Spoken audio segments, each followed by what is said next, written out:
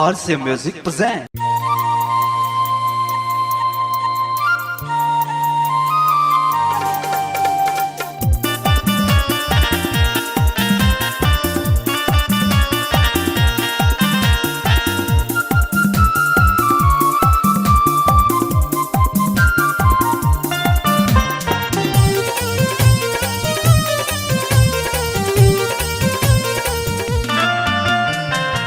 जात बाड़े हो भैया देवरा बजरिया के ले अइहना।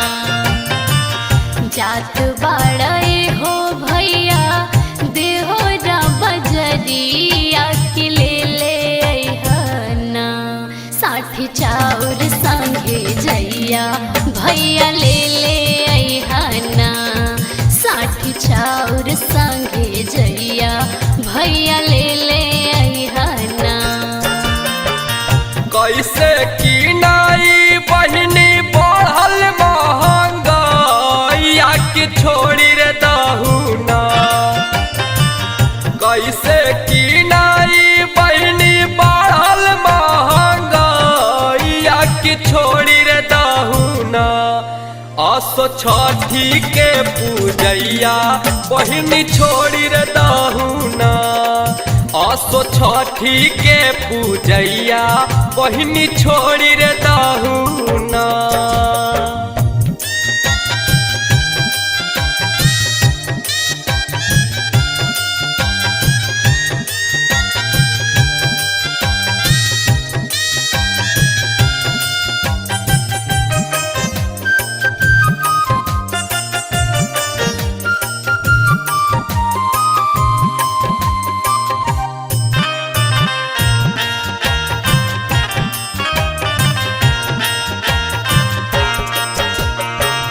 कैसे के छोड़ी भैया छठी माई के पूजावा के उनके दिहलना।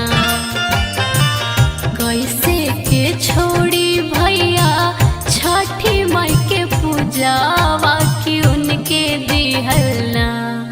हवे भैया भतीजावा के उनके दिहलना।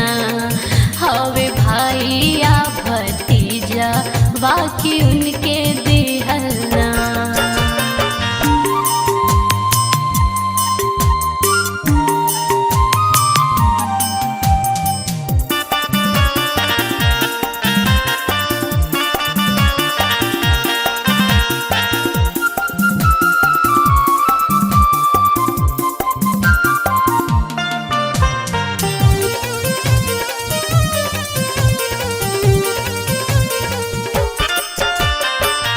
असो बा बिगड़ल हालत नाजुक बा समैया की मानी रे जइहे ना।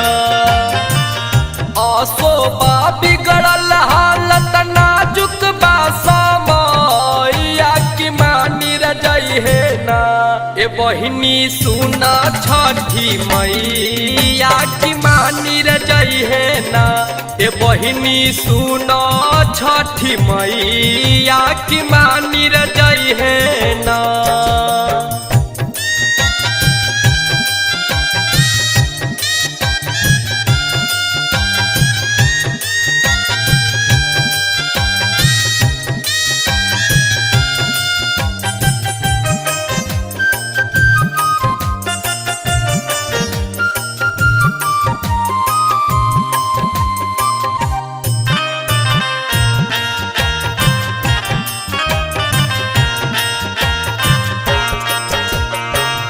उनके कृपा से दूर होके दुख विपत्ति आके ले अइहना। उनके कृपा से दूर होके दुख विपत्ति आके ले अइहना। जोड़े नारियल नींबू ऊखी आके ले अइहना। जोड़े नारियल नींबू ले अइहना। रे बहिनी हम तहार छठी माई पे श्रद्धा और भक्ति देख के हार गईनी रे। हम तहार भक्ति से जीत ना सकीला। ऐसे तू ए साल छठ माई के व्रत कर, हम सारा सामान लेके आवतानी, तू तैयारी कर, हम आवतानी।